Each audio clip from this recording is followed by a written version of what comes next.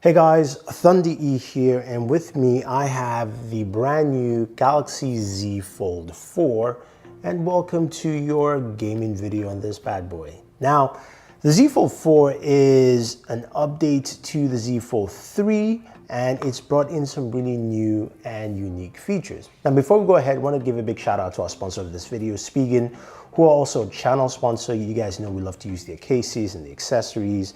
So stay tuned because I have a few things new from them that I will showcase in this video. And if you're joining us for the first time, don't forget to hit that subscribe button. And of course, follow us on the channel to watch more content like this. So the brand new Galaxy Z Fold 4. If this is your first time looking at a foldable, Samsung was the one that started the foldable trend. And the Z Fold 4 looks very similar to the Z Fold 3. Now, in terms of new changes, Samsung says they've improved the hinge to make it smaller, and it does look kind of smaller there, but it still looks very similar.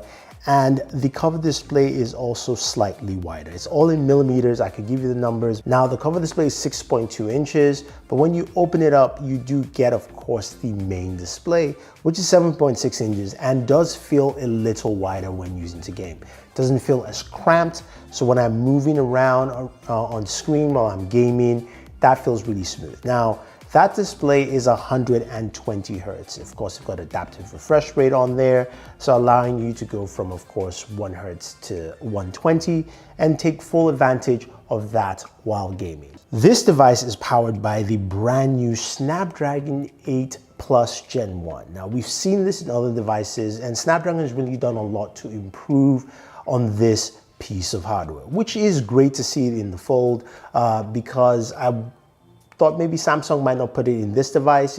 Something that, hey, they might just skip. But hey, they said, look, we're gonna put it here because we want some performance and we want to see it push through. And that is backed by 12 gigs of RAM, and this starts at 256 gigabytes of storage.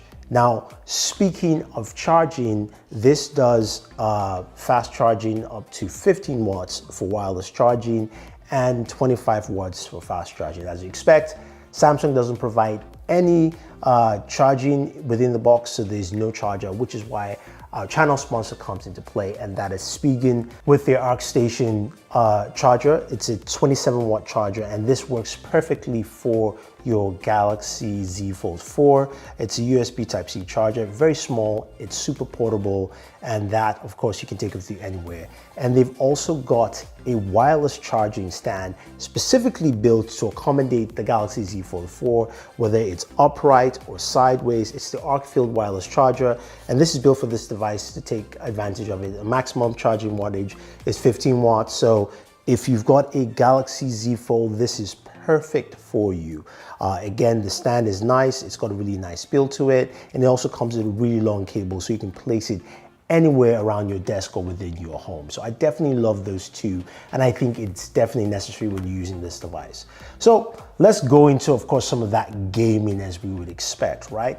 And the first game that takes full advantage of that actually is Call of Duty Mobile. So we fired up Call of Duty Mobile, and it has the Ultra mode. Basically, this allows you to exceed that 60 frames per second cap, and we got about 88 frames per second while playing Call of Duty Mobile, which was great. It's something you don't usually get. And I'm glad to see it here, and I was able to enjoy that. You saw this just looks really smooth. Now, granted, I didn't resize my control layout, but it was a nice gameplay experience. And confirming, of course, with Game Bench, we got 88 frames per second. Now, when we move over to, of course, Apex Legends, we're still getting about 40 frames per second on the, of course, standard gameplay mode. We can, of course, get slightly higher, up to 60, but we got a solid 40 frames per second, and this is very indicative of what we're seeing with Snapdragon 8 Plus Gen 1, and also Snapdragon 8 Gen 1 as well. I'm sure there'll be some more fine-tuning with this, but the game ran smooth, pretty well. I had to stop because I couldn't actually finish my gameplay session for this game. Now, when we move over to PUBG Mobile, again, looking at the two gameplay modes we usually play. Ultra HD Ultra, we got a solid 40 frames per second, and game played well and pretty smooth. And then when we played on Smooth Extreme, we got a solid 60 frames per second there as well. So which means, again, the games you like to play, you're going to get that kind of performance and gameplay. Now, some of you are going to be asking me, what about emulators and stuff like that? I just didn't have time to do that, but I will drop a video on Board Gamer for you, especially guys who are looking just for emulators. So go ahead and check it over there on the channel over this weekend. I should have that for you. Going over to Genshin Impact. This is a game, of course, that we know is poorly optimized, and we've seen different readings, and of course, the Snapdragon 8 Plus Gen 1 does a better job on this. Now, in about 25 minutes of gameplay, we got about 45 frames per second. For the first 10 minutes of gameplay, we got about 55 to 58 frames per second. So it's still stat high, but this is where we decided to do our temperature checks. Now, while gaming, playing Genshin Impact, we're getting temperatures up to 110 degrees on the backside close to the camera, while we're getting about 105 degrees on screen. So that was running rather hot. And again, Samsung used to lead the area in cooling, and I am quite disappointed here because honestly, the OnePlus 10T did a much better job in cooling its device at temperatures lower than 110. I think it was about 106 or so compared to this. Now, while we're playing the other games I mentioned earlier, we're getting temperatures of between 95 to 99 degrees. So again, Genshin, of course, is something that pushes it, but we're not really happy with the cooling we're seeing right here. So when you have a device like the Galaxy Z Fold 4, you've got a huge, massive real estate for you to do a lot of gaming on, right? Which is pretty cool, but can you do more things than game at the same time? Now, you've got different options here.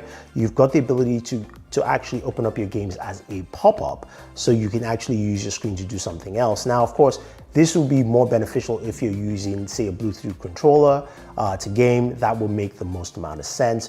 Or you can also do split screen as well. So I can open up Twitter and have PUBG playing. But again, you're gonna either have to use a Bluetooth controller or you can resize it. But that gives you the opportunity to have multiple things going on at the same time. The one thing we'll note that the split screen is split from left to right, not top to bottom. So you will have to slide the slider either way to actually expand or decrease the screen size for what you're trying to do.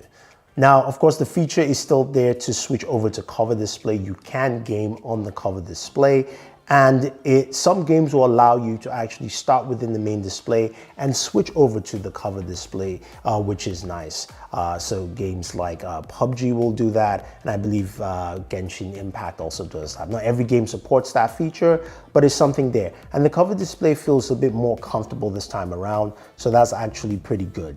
Now, speaking of just comfort and feel, the device feels a little slimmer and lighter, you know, just while you're holding it, either closed or open, but I definitely would prefer having this protected with something. And again, our sponsors of the channel, Spigen, they have some really cool stuff. They have the Slim Armor Pro, and the difference with this case this year is that it's got an improved hinge that allows it to be more flexible, fits really nice and snug, and I really like using this case just to walk around and carry my device with me for just solid protection. Now, I can still use this case to game. It still feels comfortable enough, and I know that while I'm gaming, if I flip it or it falls, I've got enough bumper protection to protect my interior display. So I definitely like it for that. It might be on the slightly bigger side for some people, but if you're looking for a good protection, this will actually do the job for you.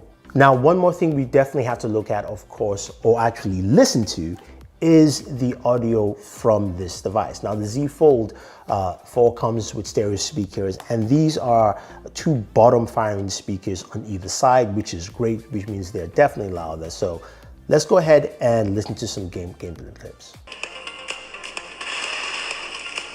Round 1, beginning the countdown.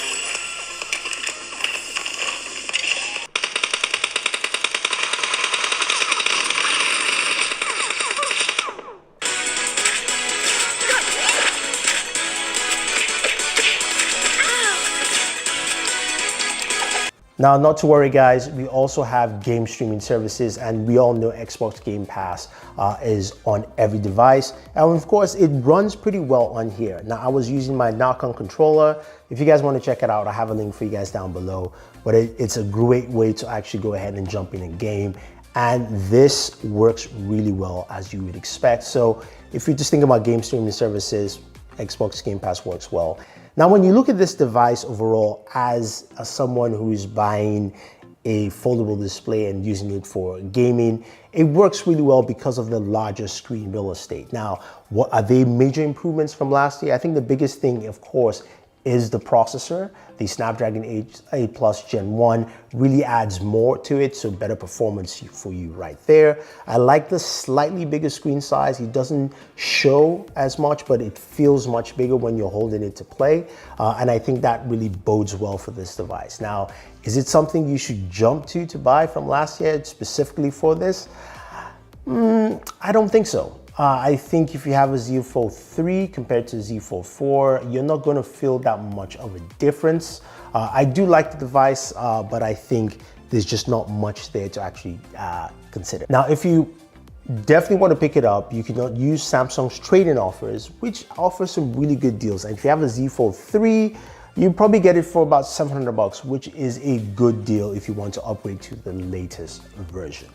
But that being said, guys, that is all, folks. That is the Z Fold 4 gaming. Do you like what you see? Do you think it's a huge improvement, or do you think it's just rather small? Leave your thoughts down below. Don't forget to like, share, subscribe, and always enjoy your entertainment.